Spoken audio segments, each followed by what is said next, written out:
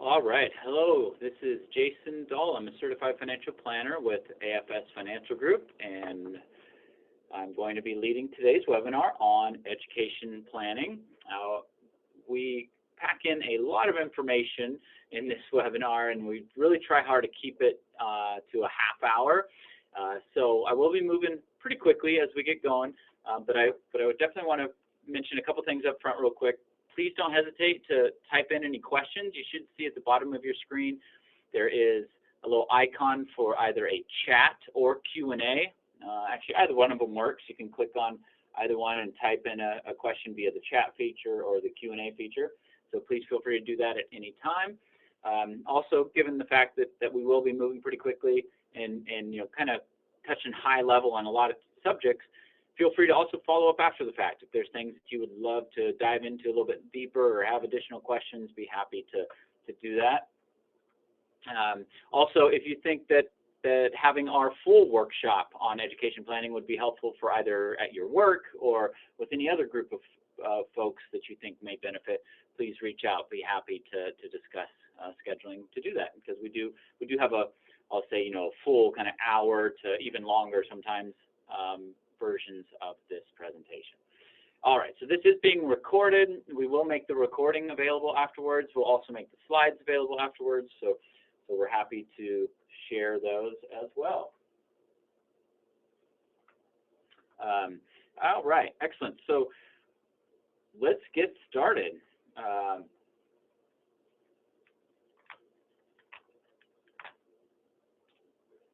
right, so with education planning, really kind of the most important thing to start with, right, is just kind of determining what are the most important questions to ask. And really, I think it just kind of comes down to, first and foremost, right, thinking about the timing, right? When do you think you're going to need money? And most often folks think about, oh, well, how old are the kids or the grandkids? And in reality, it's really more about what grade are they in and how many years away from college, right? How many years away are they from when you think you're going to need to start using funds to pay for college? Obviously, you also need to think about, well, what's sort of the goal, right? So how much money are you looking to save, right? And this may vary for whether you're the parent or the grandparent, whether what your personal financial situation is like, right? There's a lot of variables that go into that, and I'm going to touch on that some more here in just a moment.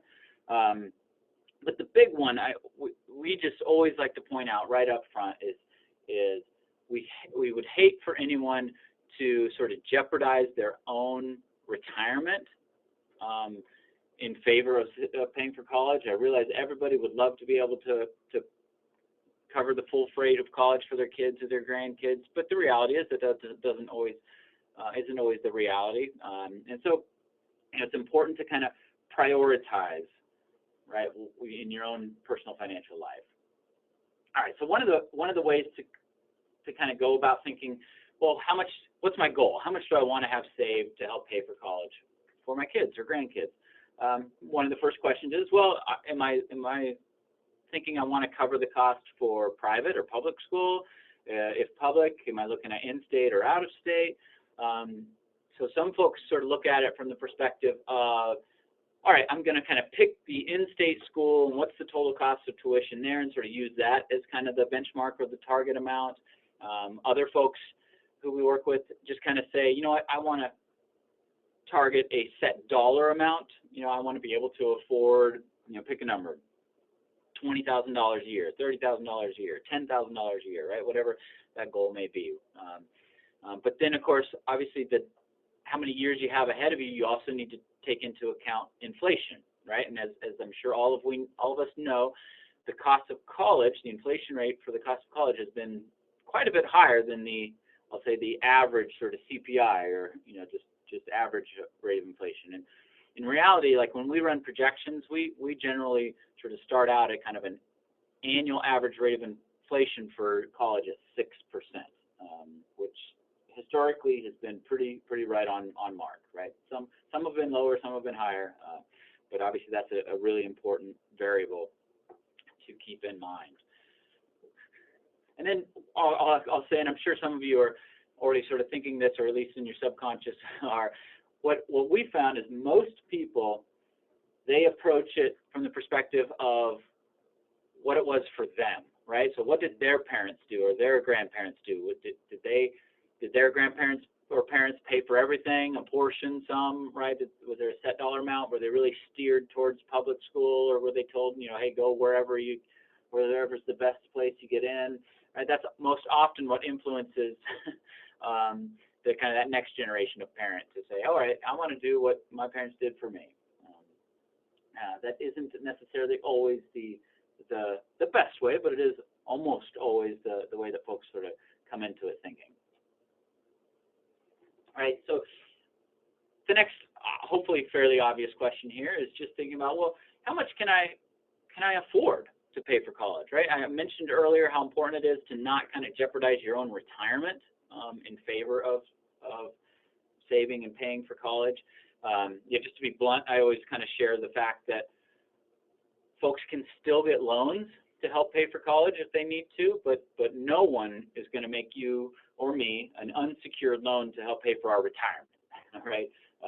And so that's just kind of a stark contrast, I think, to kind of keep that in mind. One of the other ways that we find really helpful to kind of prioritize where sort of college savings falls into your own personal life, we have developed a hierarchy of financial needs that really just does that, starting from the bottom up. We've sort of built in a priorities of, hey, right at the baseline of that hierarchy, you know, do you have the proper amount in an emergency savings, right? You may say, yep, I'm good there. Thanks, Jason. Check that box, right? You just kind of move your way up, right? Do you have a health savings account? Do you have enough in there to cover your deductible, right? And then are you on track for your own retirement? Are you paying down any high interest debts that you have, right? Those are the kinds of things that are sort of at the base of the hierarchy that are, in reality, higher priorities before getting to saving for college, right? And the reality is we have found that everybody is somewhere on our hierarchy of financial needs, but it all varies. And you know, the paying for college is sort of what we term a goal-based savings or investment, and that's in the hierarchy. It's about halfway up, I'll say. Happy to share that with anybody as well. It's a great tool.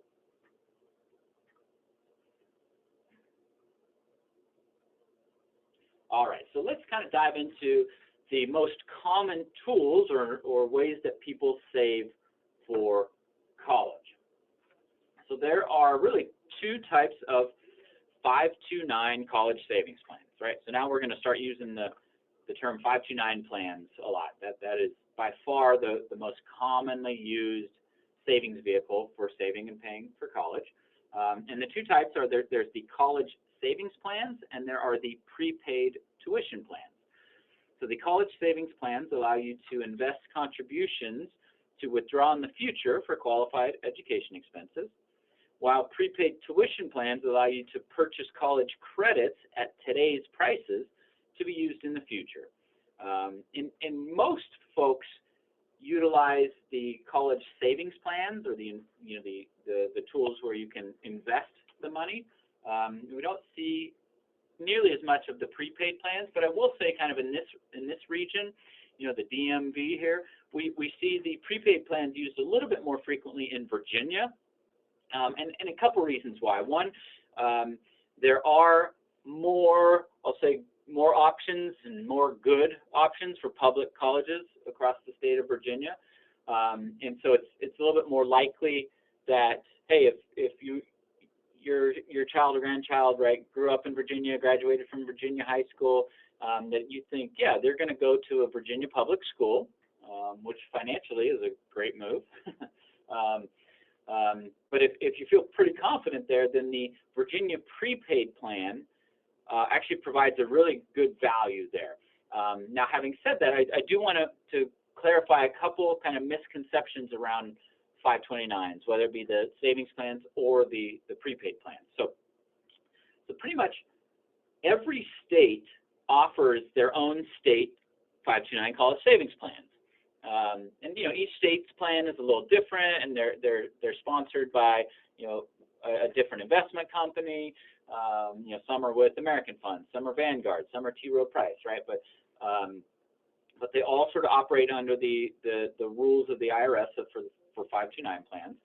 But one of the most common misunderstandings is, well, if I invest in my state's 529 plan, and then my kid ends up going to an out-of-state school or a private school, you know, so what kind of happens to the money that I put into the 529 plan? And so you can still use a 529 savings plan for out-of-state schools, for a private school. There's really kind of no difference there, right? Because the savings plan, you're just putting money into a savings account, right? And you're investing it, and whatever money you have saved up at the time that college bills come due, that's what you have available to help pay for the college bills, regardless of where your child goes.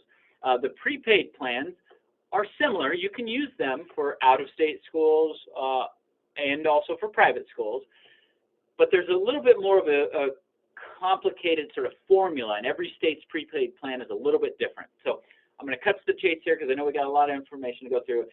But the reason why I kind of highlighted Virginia, their plan, the prepaid plan, is really good for using. You know, if you know your kid's going to go to a Virginia public school, or it's a very highly likely. Another thing that we oftentimes see is folks do a combination. Hey, you know what, I'm going to use a prepaid plan to cover just the tuition bills, but I know, hey, there's more than just tuition. There's room and board, there's fees and books.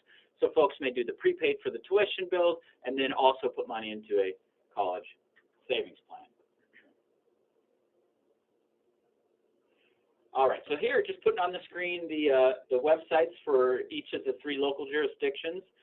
For DC, collegesavings.com, Maryland has collegesavingsmd.org, and Virginia has virginia529.com. Just a quick sidebar for Virginia, they actually have both what's called a direct sold 529 plan or an advisor sold 529 plan. And so if you want to access the 529 plan that's sponsored by American Funds, what's referred to as the College America plan that's in Virginia, you have to work through an advisor to be able to save in that plan. But they also have a direct sold where you can just go online and do it yourself. And just as a side note, the Virginia College America Advisor Sold Plan is actually by far the largest plan in the country. So there are people use that plan from states all around the country. Really, because American Funds has such a good reputation of being a good steward of money. They're relatively low cost, and so a lot of advisors use that plan.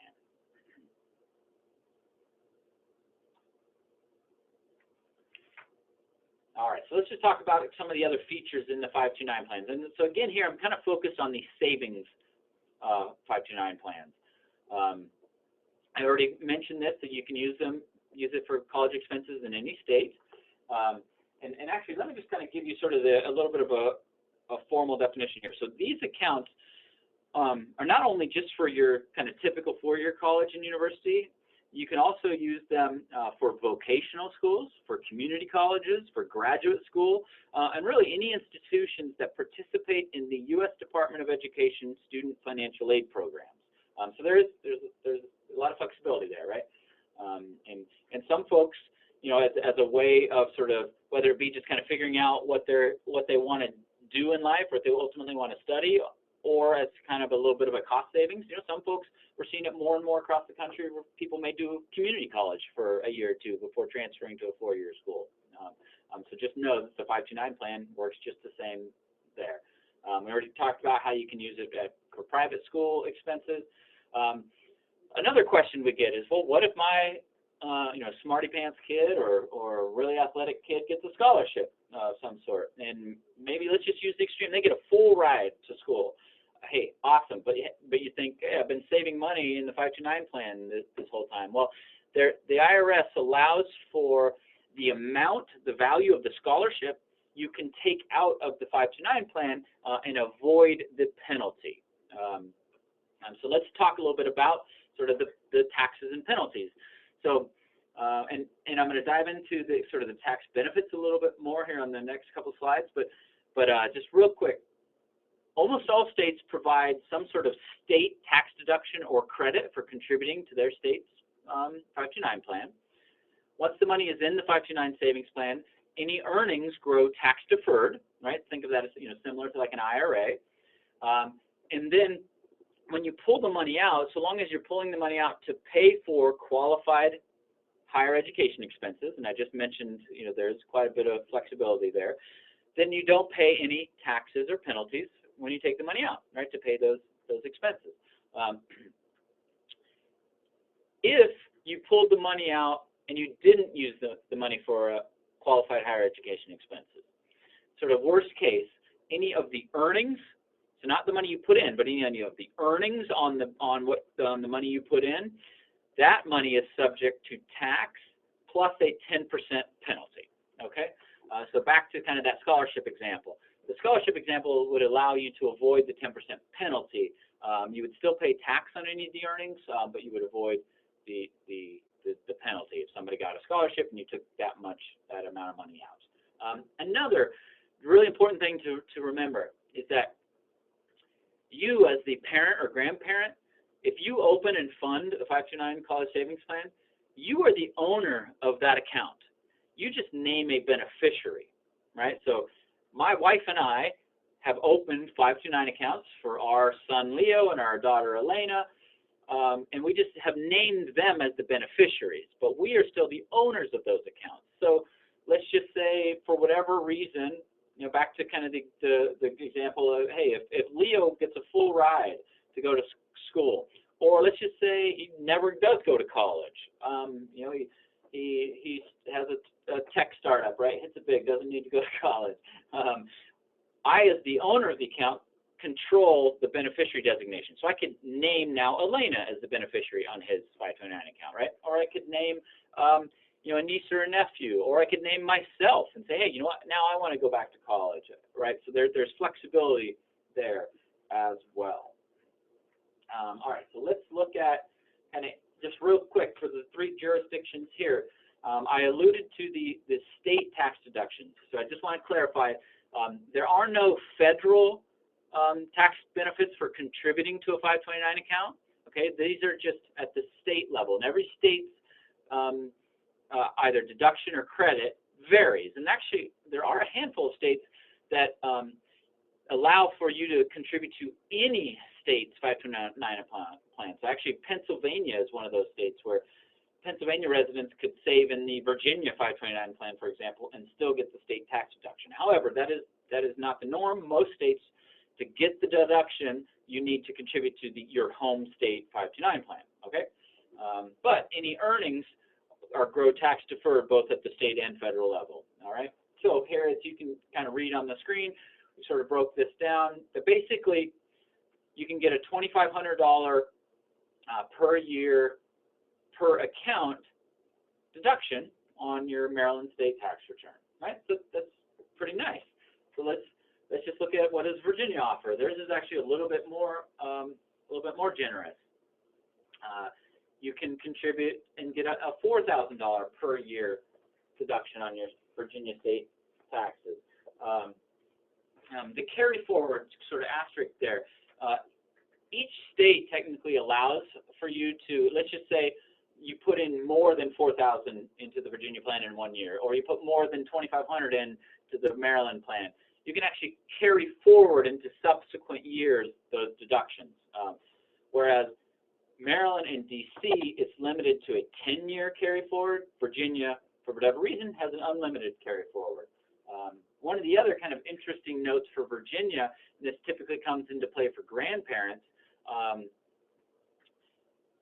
Grandparents, if a parent, right? We don't need to just necessarily limit it to grandparents, but anybody over the age of 70 who contributes to a 529 plan in Virginia, you're actually not limited to the $4,000 deduction. It is an unlimited tax deduction. So clearly, when that went into play, there were some 70-year or older lobbyists in the Virginia legislature. But that's just a good thing to keep in mind if that may be applicable to you. All right, so let's just sort of close the loop here. DC also has a state tax deduction. I realize DC is not a state. I'm a DC resident. It's a little hits me close to the heart. But you can get a $4,000 per year contribution, and actually the DC carry forward is for up to 5 years. So each state's rules are a little different. It's important, to know your home state's rules, and we're more than happy to help you with that. This is something we help all our clients with. Make sure you're getting the most advantage out of it that you can. Okay, let's just shift gears here for a moment and just kind of talk about the investments. Right? Again, I'm just going to kind of high level this, but I sort of compared the 529 savings plans to IRA plans. There are some similar aspects there, right? So you put money into the 529 savings plan. Now there is, and here's where I guess it actually is maybe a little bit more applicable to compare it to like a work 401k plan. So each of the state savings plans for 529s have a lineup of available investment choices, and you can kind of do it yourself. You can pick, your investment mix that you want to utilize, but then you're kind of responsible for rebalancing it, making it more conservative as your child gets closer to college, right? Having it ready to distribute when they need it. Or you can choose target date funds, and basically every 401k plan has something similar. But in the 529 plans, that target date basically it says, hey, when is the child expected to turn 18? And that glide path, as we like to call it, which is basically this here is kind of what we call the glide path. And just in simple terms, basically says, hey, you're more aggressive here when the kid is young. So sort of the light blue represents equities or stocks, right? And the dark blue kind of represents bonds. And so as the child gets older and closer to that target age of 18, it's going to automatically rebalance the account, making it more conservative. Excuse me, and actually getting very conservative. And in most plans, it basically goes all to cash, right, to a cash equivalent at the time the money is needed when the kid is starting college, because it's money that is going to be spent typically over that next 4-year period, right? So it's a little different than a 401k plan, right? So even when somebody gets to that target date of retirement, those 401k target dates are actually still holding a fair amount of equities typically, because you're not going to use all that money right then, right in like a 4-year period. You're going to be using it over perhaps a 20 to 30-year period, right? So that's sort of the contrast with the 529 plans. They get very conservative much quicker as the child or grandchild approaches retirement. So just a quick note. So under the Secure Act that was passed in late 2019, you can now utilize up to $10,000. It's actually a lifetime limit. You can use $10,000 to actually pay off student loan balances. So pretty cool in my view. I would have liked to have seen them, perhaps allowed that a little bit more generously than just the $10,000 lifetime limit. But it just allows for a little bit more flexibility. So again, I'll just use the example of my kids, right? I've had two kids. Let's say Leo makes it through college, doesn't use up all of his 529 accounts. Then Elena makes it through college. She doesn't use up all the 529 money. But then let's just say I have a loved one who then at that point I know, my niece or nephew has student loans. I could name my niece or nephew as the beneficiary and then use $10,000 of that to help pay off student loans. Right? There definitely are other kind of planning opportunities to think about there, but just kind of leave it there at sort of a high level. So one other tax benefit that's relatively new. So as a result of the 2017 Tax Cuts and Jobs Act, or the TCJA, 529 savings plans, you can now use up to $10,000 per child per year for kindergarten through 12th grade tuition, right? So again, adding some additional flexibility there. It used to be, prior to the 2017 new tax law, it had to be higher education, right? So, typically thinking college, university, but now you can actually use up to $10,000 per child per year. So, all right, so before we go here, I'm going to share a quick tip that's just a great way for folks to save money and oftentimes gets overlooked. So if you are currently paying tuition, right? So now it can apply to tuition from kindergarten through 12th grade or college, right? Higher education tuition bills, right? If you're helping to pay tuition bills for a child or grandchild and you're not using your home state 529 plan, then you are, especially if you're in Maryland, DC, or Virginia, then you are missing out on savings, right? I'll call it some free money, right? Because rather than just paying the tuition bills directly to the college, right, or the room and board or fees, right, because 529 plans can be used for all those things, rather than paying those bills directly to the college, you should first open and fund your home state 529 plan, be able to capture the state tax deduction, and then later pay the tuition bills or the college bills out of the 529 plan. Right, so hopefully that is relatively straightforward, but just a really great, kind of tip that we see a lot of folks that kind of overlook it or don't take advantage of that. All right, so for the sake of time, we're gonna keep this moving on. I like to keep this as close to 30 minutes as possible. Just a kind of a simple note here. Hey, especially for grandparents, if the grandparents are typically, giving gifts to the grandkids that, I'm going to call them, sort of the silly or latest, toy fad or what have you, encourage them to help fund in the 529 counts, right? I mean, that is going to have such a great long-term benefit. And what we oftentimes see is the grandparents will end up doing both. All right, so we have a question that came in. Give me one moment to read this.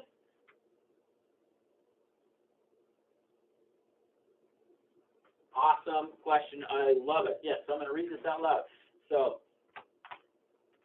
let me get this over here.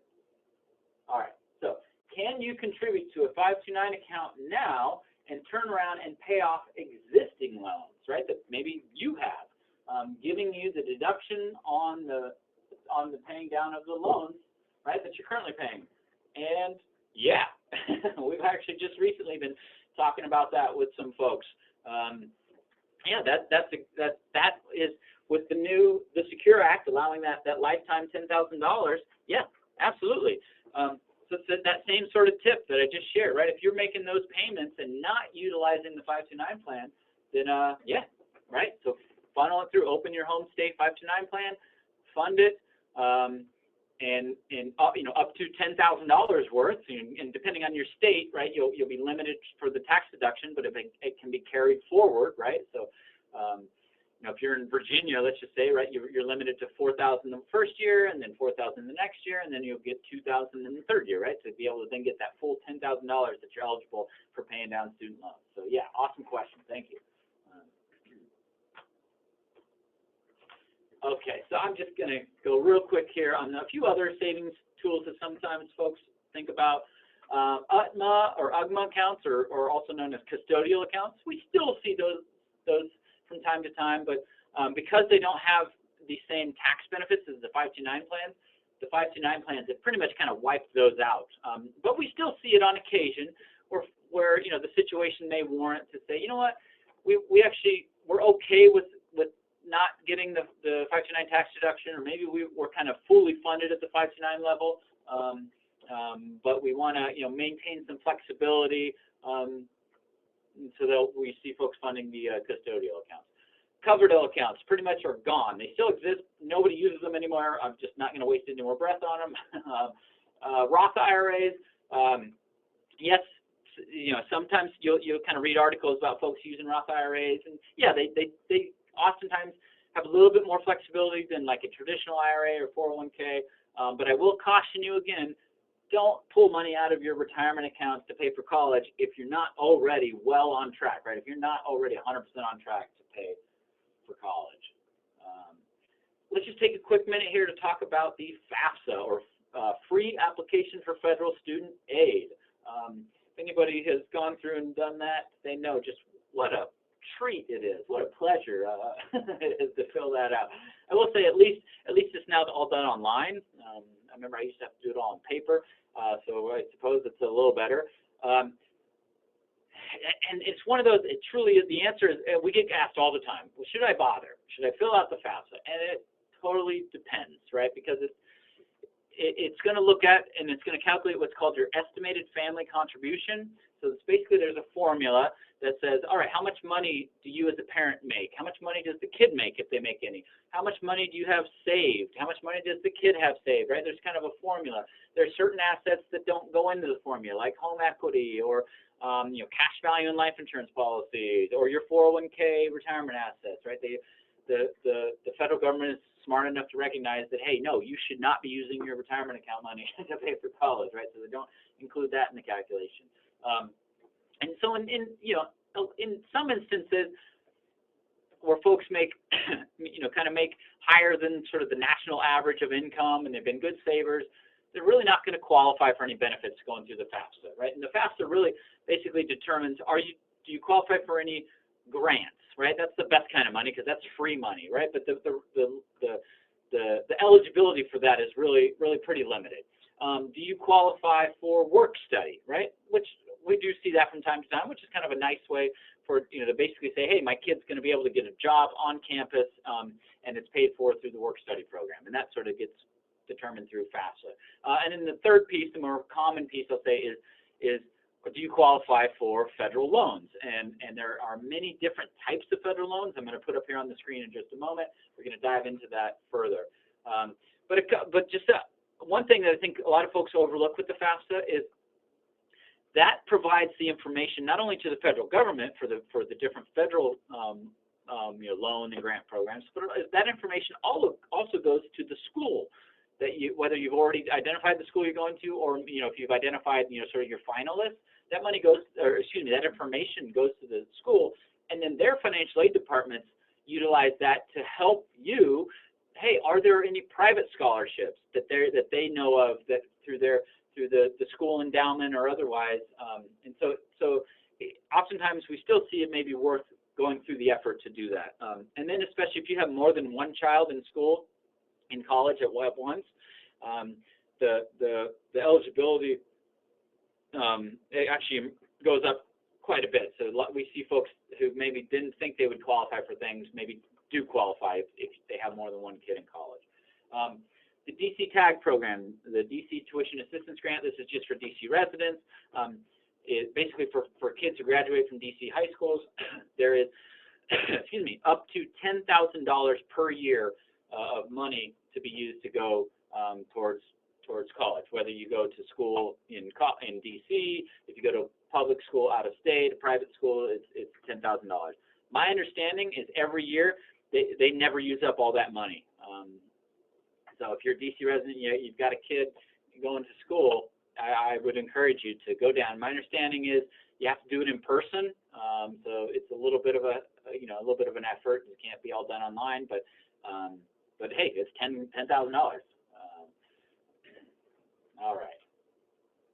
I alluded to this a moment ago, and I'm going to really skim over this because we actually have an entire separate presentation just on kind of student debt and the different federal and private loan programs. And like I said, we can share these slides with folks. But like I said, the federal student loan programs basically come through the FAFSA, right? You got to complete your FAFSA to determine what student loans you might be eligible for.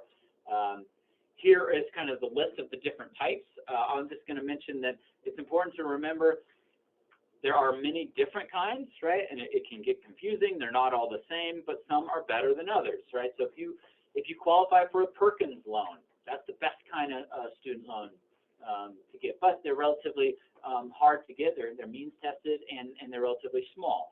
And then you kind of move down, I'll say, in terms of what are the best loans. An important thing to remember is just the difference between subsidized and unsubsidized. You want subsidized loans because that means that the interest is not accruing on the loan until after you graduate. Now, whereas unsubsidized is just the opposite. They're not subsidizing that interest while the student is still in school, so the interest is accruing.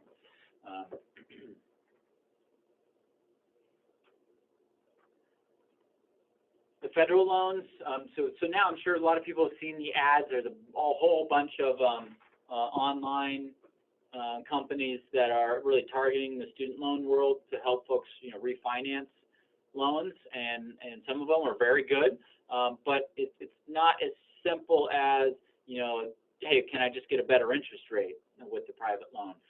Because the federal loans also have a lot of other, potential, they don't apply to everyone, but potential kind of benefits of much more flexible in terms of their repayment options.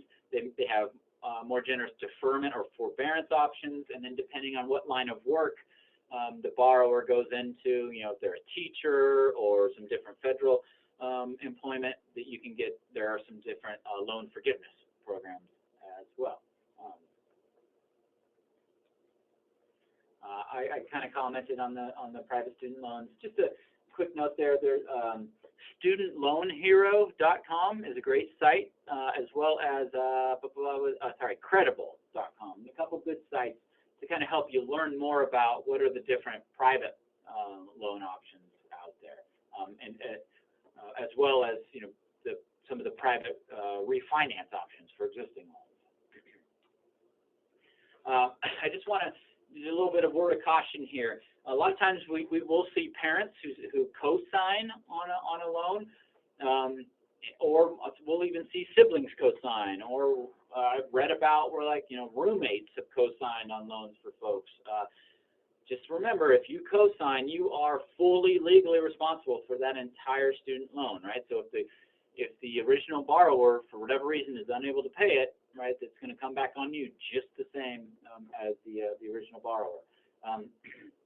Another thing that that a lot of people aren't familiar with, that if the cosigner or the original borrower dies or declares bankruptcy, there's a death and bankruptcy clause on most of these loans that say the entire balance of the loan becomes due immediately.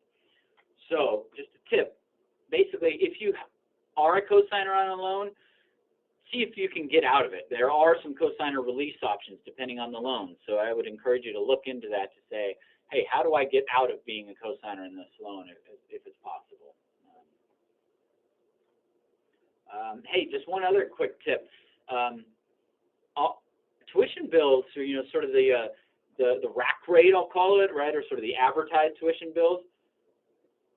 Those are negotiable, right? Some folks don't kind of recognize that, and it depends on the situation, depends on the school. But sort of the best example I'll give, right? So let's just say you have a great student, excellent grades, right? Great SAT scores, and is getting accepted to some of the top schools. Those the very, very top schools, much less room for negotiation because hey, they know people are typically going to pay that. But the sort of the one level down, that those so if your child got into the higher level schools, but maybe they feel more comfortable, or it's more affordable at the next sort of tier down of school.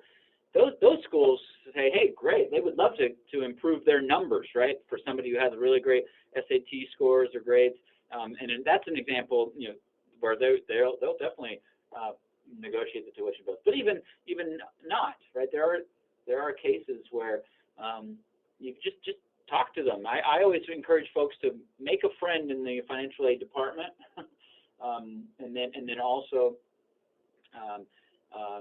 Don't be afraid to negotiate. Especially if your student is maybe on a partial athletic scholarship, for maybe one of the non-big sports, whether it be things like baseball or tennis or lacrosse or things like that. There's often some flexibility there beyond just the athletic scholarship. So encourage folks to not be afraid to do that.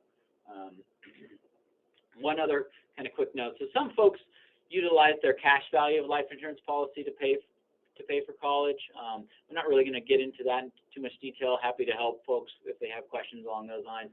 But the bigger point I want to make is when thinking about life insurance for you, right, and your need for life insurance, sometimes folks forget, oh, yeah, I'm also saving for college for my kids, and I know it's important to me. And if something were to happen to me, would there still be the resources available for my family to pay for college? So thinking about, not only your income needs that would be lost, and maybe any debts to pay off, but also thinking about, hey, I want if something happened to me, I want to have enough life insurance in place to help pay for the college bills.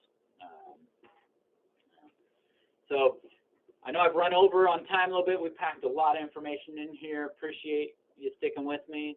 Appreciate the questions. As I said before, we are recording this. We will make the recording available for folks, the slides available for folks.